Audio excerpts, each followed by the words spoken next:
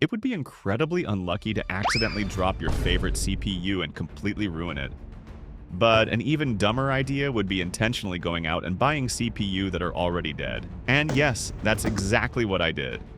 Right in front of me are 5 CPU, all in what you could generously call almost completely broken condition. Bent pins, physical damage, the kind of stuff that usually means instant e-waste. But here's the twist. I only paid $45 for all of them. So now I'm betting that my bad decision might be rewarded with a little bit of luck. The big question is whether any of these CPU can be saved. Or at the very least, whether I can somehow make a bit of money from this mess. There's only one way to find out. So let's start with the first unlucky CPU. So this CPU doesn't exactly look like a high-end part. In fact, the surface of the chip looks like someone has completely scrubbed off all the markings. So there's basically no useful information left on it. But what really worried me wasn't the missing text. It was the physical damage. 2 corners of the CPU are slightly bent, almost like it was dropped from a decent height at some point. When you look at it on a flat surface, those corners don't sit right, and a few spots look chipped or uneven. There are also some light scratches, including a few on the contact pads, which honestly made me nervous about whether it would still make proper contact with the socket. The one piece of good news, though, is that all the capacitors are still intact. Nothing looks blown off or missing. At this point, I figured the best thing I could do was try to straighten it out as much as possible. I'll be honest, I'm not a hardware repair expert. I don't have fancy tools or years of experience doing this. All I had was a pair of pliers and a piece of cloth to avoid scratching the surface any further. Very slowly and carefully, I tried to bend those corners back into shape. And surprisingly, it actually started to look a lot better. Once I was done, I cleaned the surface with some alcohol to make sure everything was ready for testing.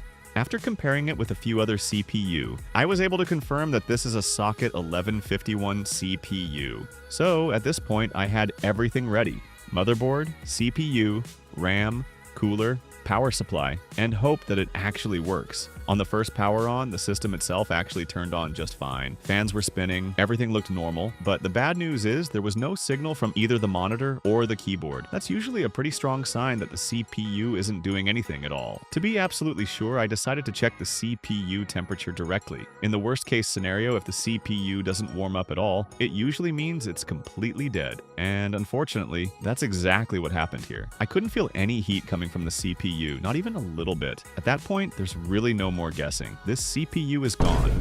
So I guess it's time to put my hopes into the next one. Alright, let's put that unlucky CPU aside for a moment and move on to the second poor soul. Luckily, this one hasn't been sanded down on the front, so we can clearly see what it is. An i5-6500. Unfortunately, its condition is pretty similar to the previous CPU.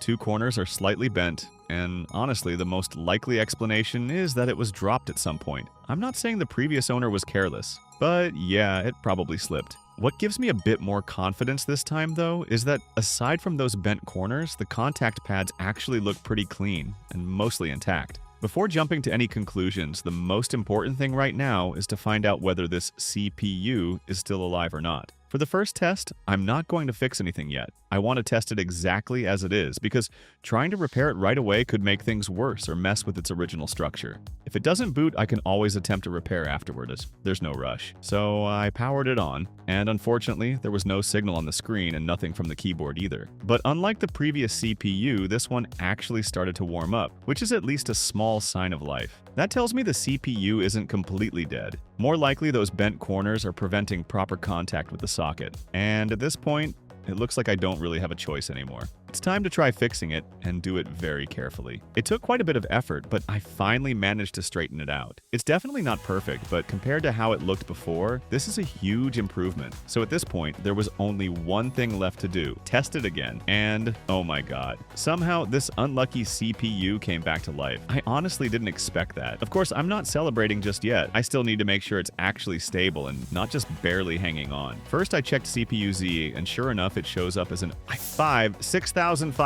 Then I ran Cinebench R23, and surprisingly, the CPU handled the test really well. No crashes, no weird behavior, no obvious issues at all. At least for now, it looks like this CPU has officially survived. Let's move on to the third one. This thing is noticeably bigger than the others, and it goes by the name E5-2689. This is a very old CPU made all the way back in 2012, and it was originally designed for server environments, not desktops. At first glance, it actually looks pretty solid. No obvious bends, no scratches that immediately stand out, but once I took a closer look, I noticed something that's honestly pretty serious. Some components on the chip are completely missing. I'm not exactly sure what they were, they look like small capacitors or similar parts, but either way, these are critical components that a CPU needs to function properly. Seeing missing parts like this is usually a very bad sign. Still, I couldn't help but wonder, does it have any chance at all of still working? I guess my luck couldn't last forever. After installing it back into the full system, nothing would boot. At first, you might think another component was the problem, but I double-checked that too. I dropped in a known working CPU and the system powered on immediately, no issues at all. So yeah, that pretty much confirms it. This Xeon is truly dead. No miracles left for this one. Moving on to the fourth CPU, and I'll be honest, this is the kind of thing I'm always afraid of ending up with. The top surface is heavily scratched, to the point where I can't even tell what model this CPU is supposed to be. And somehow, it gets even worse when you flip it over. The pins on the back are completely leaning in every direction, almost like a field of grass after a massive storm. That said, the one small piece of good news is that none of the pins appear to be broken or missing. They're bent, badly, but they're still there. So at least in theory, this CPU still has a chance. My biggest worry at this point is snapping a pin during the repair, because once that happens, fixing it at this scale becomes nearly impossible. That means the only thing I can really do is try to straighten the pins very carefully, using a pair of tweezers. I don't have much experience dealing with CPU in this condition, but I took my time, gently nudging each pin back into place, making sure they line up both in rows and columns. One important thing to keep in mind, never put too much pressure near the base of the pins. That's where they're most likely to snap, and once that happens, you're basically out of luck. After about 15 minutes, I managed to get it back into something close to its original shape. The harder part, though, was figuring out what socket this CPU even uses. After a lot of searching and comparing it with other chips I had, I finally confirmed that it's a socket FM2 CPU. So I installed it,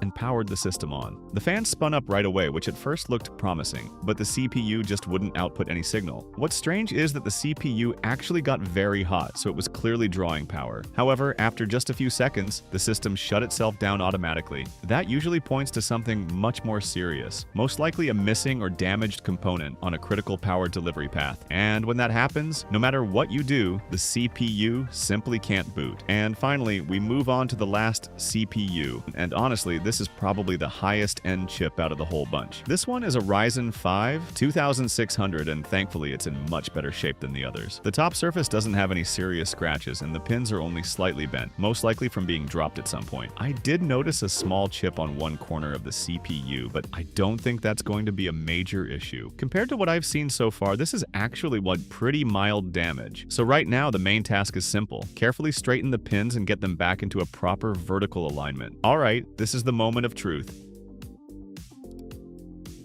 And honestly, I couldn't believe it. It posted instantly, straight into CPU-Z, and yes, it's exactly what I was hoping for, a Ryzen 5-2600. From there, I moved on to a proper stress test using Cinebench R23. I let it run for about 10 minutes, and surprisingly, the CPU stayed very stable. No crashes, no throttling, nothing obviously wrong. But then, I ran into a pretty serious problem. As soon as I installed a second RAM stick to enable dual-channel mode, the system refused to work. I tried different slots, swapped the memory around, but no matter what I did, the CPU would only boot with a single stick of RAM. At that point, it became pretty clear what was going on. The memory controller inside the CPU is most likely damaged, and it can only handle one memory channel. And on AMD systems especially, that's a big deal. Running single-channel memory causes a significant performance hit, especially for gaming. So in the end, I managed to bring 2 out of 5 broken CPU back to life, for a total cost of $45. It's not some insane bargain or anything, especially since the last CPU still has a few limitations, but honestly, the process itself was pretty fun and definitely worth the experience. If you enjoyed this kind of content, don't forget to subscribe to the channel to support us.